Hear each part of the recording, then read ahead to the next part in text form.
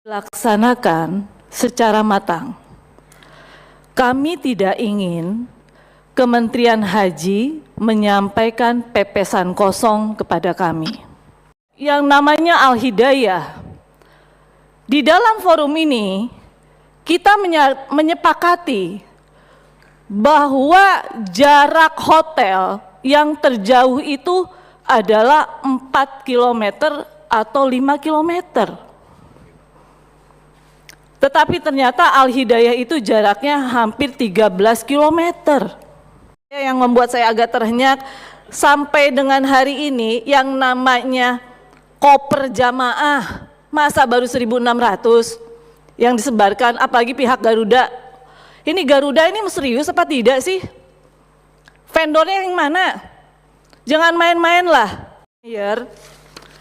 Saya memberikan catatan kaitan dengan Garuda. Kemarin saya baru saja ngetes, ada yang pakai bisnis, ada yang pakai ekonomi. Karena tadi berbicara pelayanan, makanannya, ini makanannya kayak gimana? Ibu Dini itu sampai protes ke saya karena dia yang pakai ekonomi. Bu Seli, ini MBG apa bukan?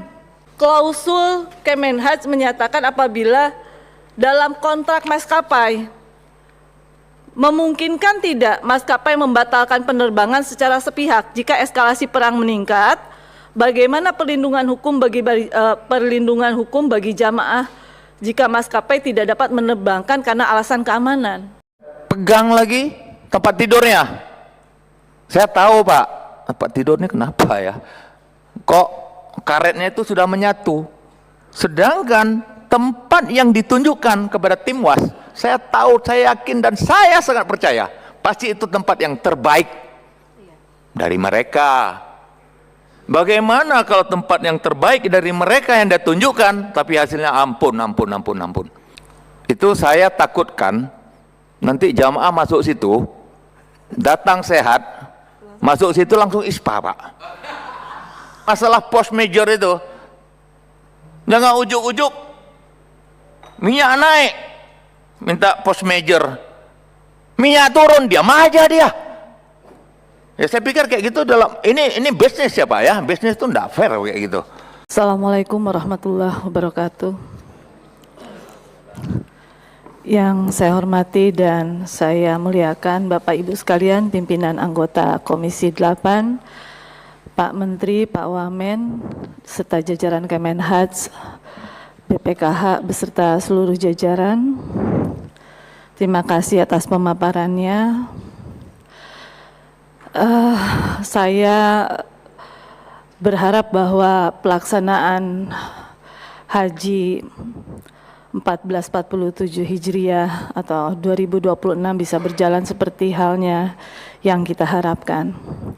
Kemarin kami baru melaksanakan tinjau lapangan, betul-betul begitu mengharukan buat kami karena apa yang kita bayangkan bahwa jamaah pasti menginginkan mereka bisa melaksanakan rukun Islam yang kelima meskipun konstelasi Timur Tengah tidak seperti yang kita harapkan. Maka apa yang tadi dipaparkan oleh Kemenhaj harus betul-betul serius dilaksanakan secara matang. Kami tidak ingin Kementerian Haji menyampaikan pepesan kosong kepada kami. Pak Menteri, Pak Wamen mengharapkan penyelenggaraan dengan baik seperti yang diharapkan oleh Pak Presiden Prabowo. Kami mendirikan Kementerian Haji dengan harapan pelayanan Kementerian Haji itu berbeda dengan Kementerian Agama. Maka yang disampaikan Pak Wamen tidak ada lagi kartel-kartel, itu harusnya diwujudkan dengan baik. Saya begitu terhenyak, begitu mendatangi salah satu hotel yang namanya Al Hidayah. Di dalam forum ini kita menyepakati bahwa jarak hotel yang terjauh itu adalah 4 kilometer atau 5 kilometer. Tetapi ternyata Al Hidayah itu jaraknya hampir 13 kilometer. Padahal tujuan beribadah haji itu adalah bisa khusyuk untuk melaksanakan ibadah. Bayangkan kalau jamaah diberikan pelayanan yang paling jauh, jaraknya hampir dekat di Arafah. Bagaimana kita harus menyampaikan itu? Belum kalau kita tahu dari 10 hotel yang ditempatkan di situ ada 21.000. Setelah kita perhatikan, kondisi hotelnya mungkin bagus, tetapi setelah kita breakdown lagi di dalamnya, seperti halnya yang namanya musola, musolanya memang kapasitasnya bisa sampai dengan 700 jamaah. Tetapi yang namanya tempat wudhunya itu tidak layak untuk para jamaah.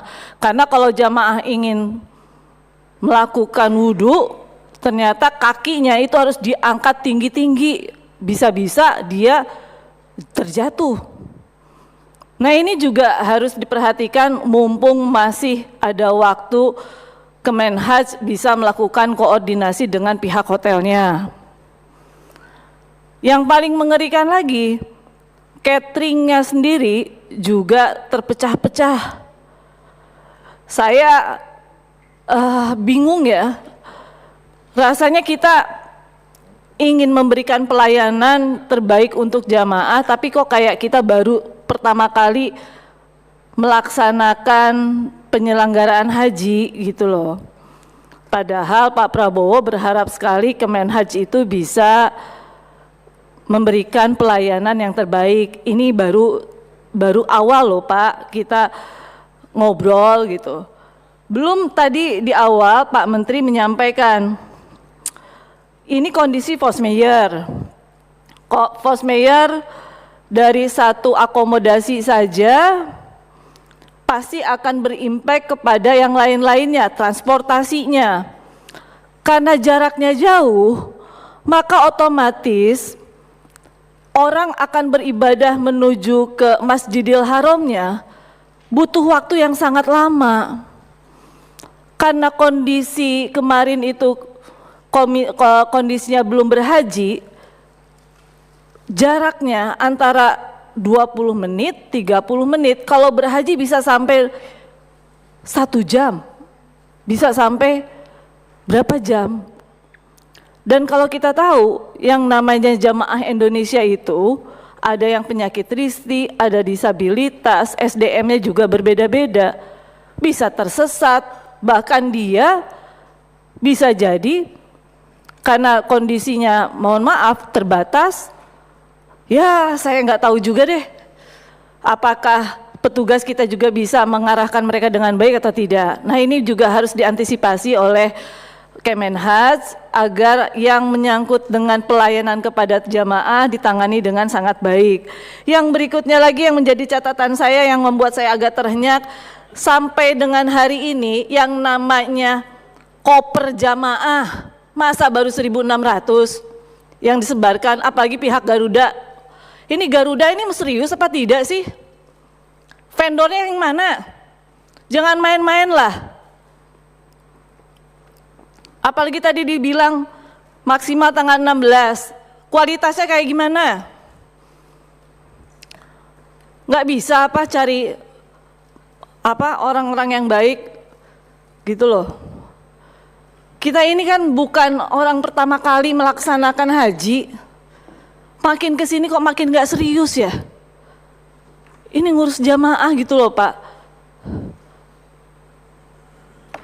Kalau tanggal 16 baru mau dilaksanakan, mau disebarkan, apalagi kalau misalnya kabupaten kotanya jauh, bagaimana?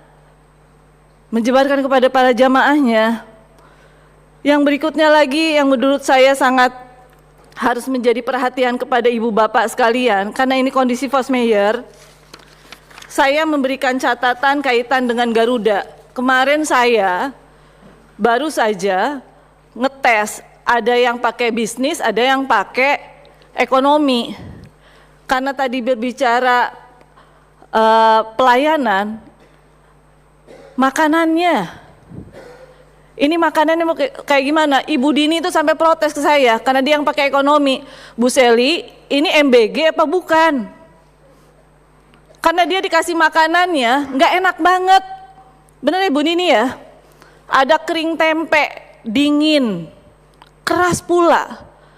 Sementara yang nanti akan menjadi jamaah itu kan banyaknya lansia. Tolong nanti kita tes food. Apalagi kalau tadi berbicara ada tambahan tambahan rute 4 jam antisipasi rerouting kan, maka harus diantisipasi nih. Jangan mentang-mentang ini maskapai milik Indonesia kemudian dia seenaknya saja melayani para jamaah kita. Nah, ibu bapak yang dimuliakan Allah Subhanahu wa taala, saya berbicara mengatasnamakan jamaah. Kalau saya jadi jamaah, bagaimana kita memanusiakan para jamaah itu? Kemudian yang harus diantisipasi oleh ibu bapak sekalian, kaitan dan eskalasi puncak haji. Kalau sampai terjadi hal yang tidak kita inginkan, apakah Kemenhad sudah punya protokol evakuasi terhadap perlindungan terhadap 203.000 jamaah apabila koordinasi kita ini tidak dilakukan dari jauh-jauh hari terhadap pemerintah Saudi Arabia terkait dengan jalur aman atau safe zone terhadap jamaah kita apabila terjadi perang di Saudi Arabia. Kemudian petugas-petugas haji kita harus melakukan apa? Karena safe zone itu memang harus sudah diantisipasi oleh kita. Karena Armusna ini kan tempat yang sangat luas. Kita tidak tahu safe zone-nya untuk jamaah haji Indonesia di mana. Kemarin kita sudah melihat Armusna, tetapi safe zone untuk jamaah kita ini di daerah mana? Kan nggak mudah untuk menetapkan itu semua. Nah, tentu kami juga harus mengakui bahwa hal-hal terburuk itu harus diantisipasi.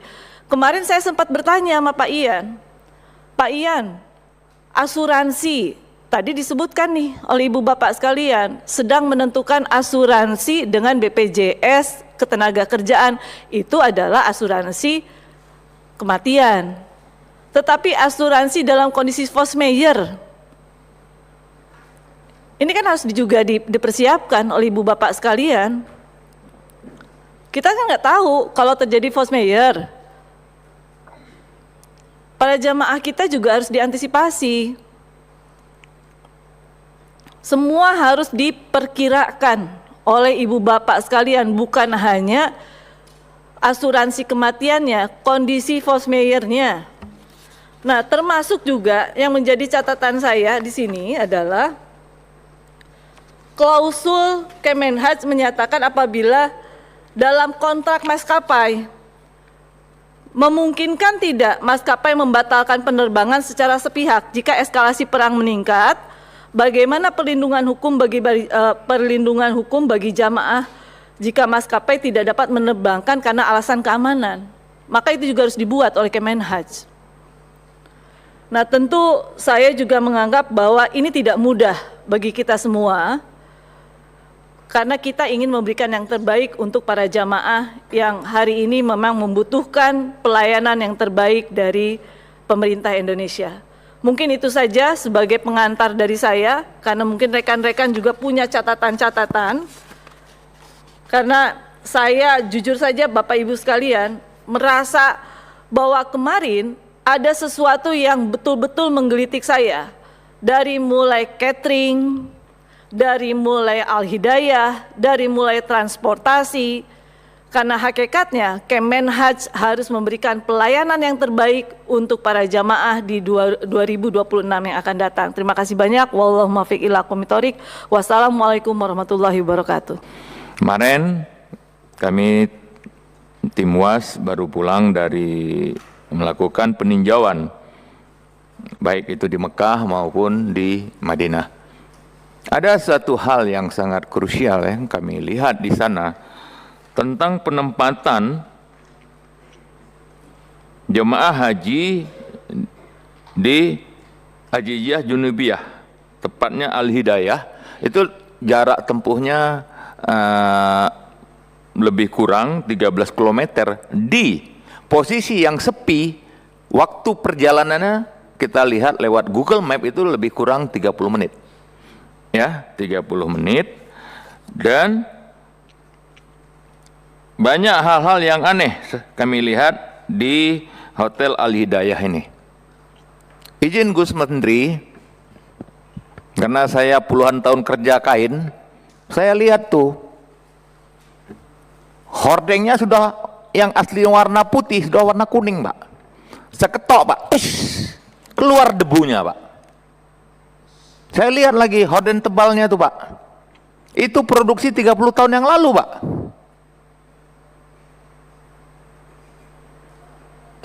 Saya lihat lagi karpetnya, Pak. Minta ampun, Pak, karpetnya. Antara satu dengan motif yang sama, warnanya jauh. Itu menandakan barang itu sudah lebih daripada 15 sampai 20 tahun. Saya pegang lagi tempat tidurnya. Saya tahu, Pak, tempat tidurnya kenapa ya? Kok karetnya itu sudah menyatu. Sedangkan tempat yang ditunjukkan kepada tim UAS, saya tahu, saya yakin, dan saya sangat percaya, pasti itu tempat yang terbaik dari mereka. Bagaimana kalau tempat yang terbaik dari mereka yang ditunjukkan, tapi hasilnya ampun. Ya? Hotelnya bintang 1, Pak.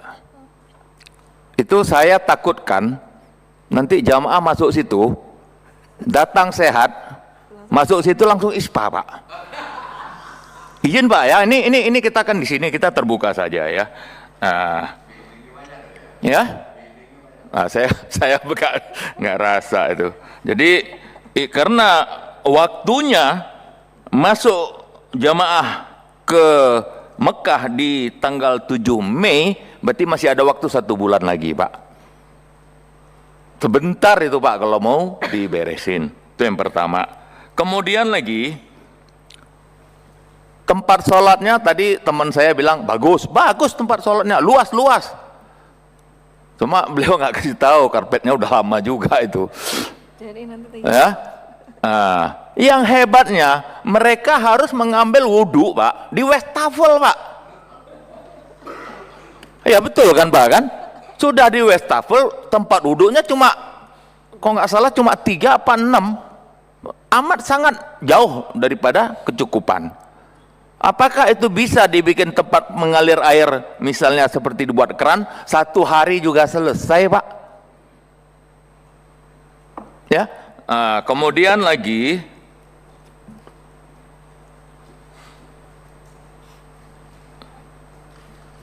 ya masalah Pak ya, masalah penerbangan. Oh ya, ini pengembangan ekosistem haji ya sebelumnya. Pengiriman beras kebutuhan 30 ton untuk 1.600 petugas ditargetkan berangkat melalui kargo udara 12 April. Ini memang dikhususkan untuk petugas, Pak. Ya. Ntar kalau nggak sampai petugas nggak makan nih.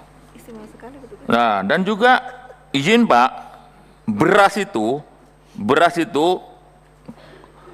dikirim lewat kargo udara, harganya mahal sekali, Pak.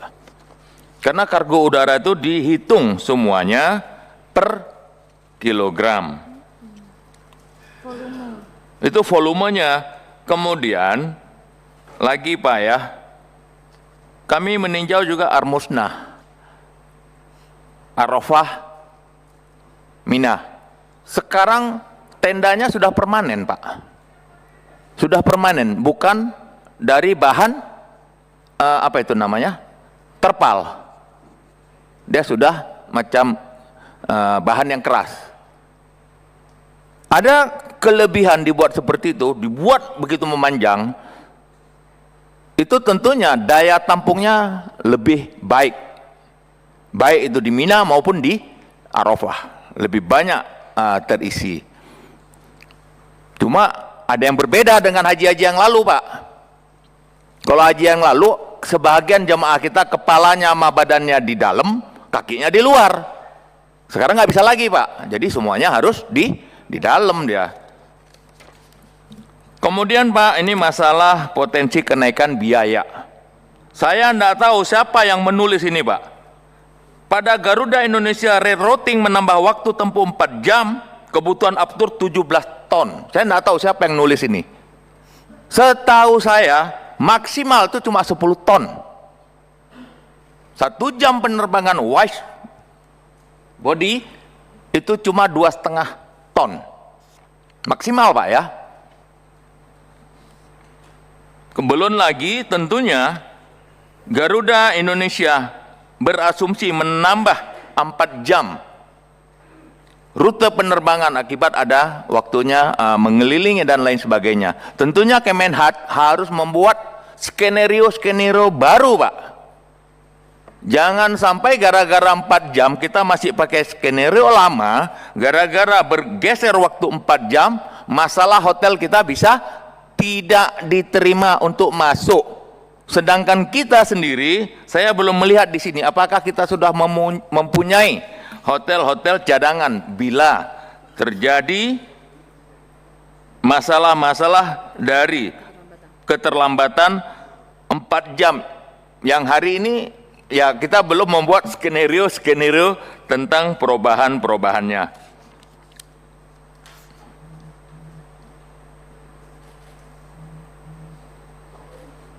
Kemudian lagi tentunya tadi teman-teman saya juga mempertanyakan sebetulnya bagaimana sih kontrak kita dengan airline baik itu Garuda maupun Saudi. Harga sudah diputus. Saya tidak tahu apakah BPKH sudah membayar itu. Ya kan? Biasa segala sesuatu yang sudah dibayar, kalau sudah dibayar ya ikutin kontraknya. Force majeure itu bukan urusan kita lagi, dan itu juga ada yang memutuskannya. Masalah force majeure itu. Jangan ujuk-ujuk minyak naik minta force majeure. Minyak turun diam aja dia.